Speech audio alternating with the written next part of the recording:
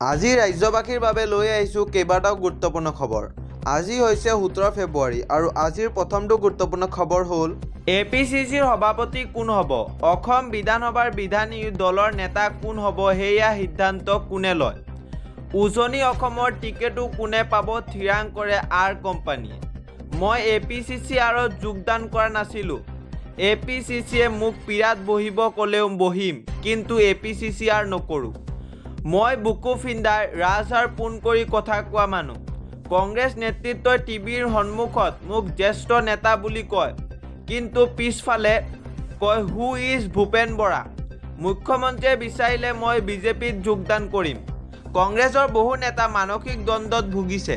ইয়াৰ পাছত লৈ আহিছোঁ এটা অত্যন্ত দুঃখবৰ। কাজিৰঙাৰ বন্যপ্ৰাণী সুৰক্ষাৰ বাবে নিয়োজিত সাহসী সৈনিকৰ আজি কৰুণ বিদায়। কাজিৰঙা ৰাষ্ট্ৰীয় উদ্যানত কৰ্তব্যৰত অৱস্থাত গড়ৰ আক্ৰমণত প্ৰাণ হেৰুৱাইছিল বনকৰ্মী শ্বাহাবুদ্দিনে।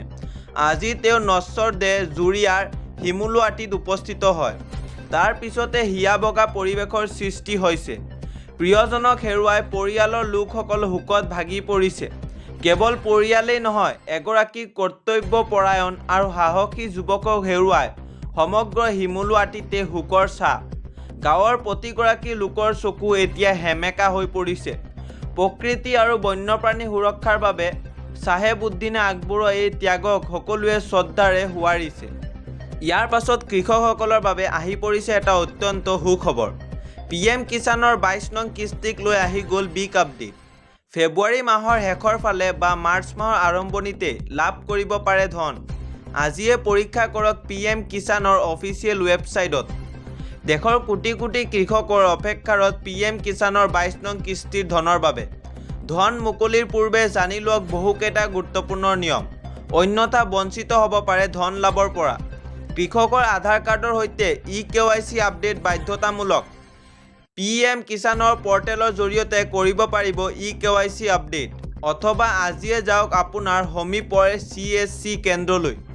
আপোনাৰ বেংক একাউণ্টটোত আধাৰৰ সৈতে সংযোগ থাকিব লাগিব।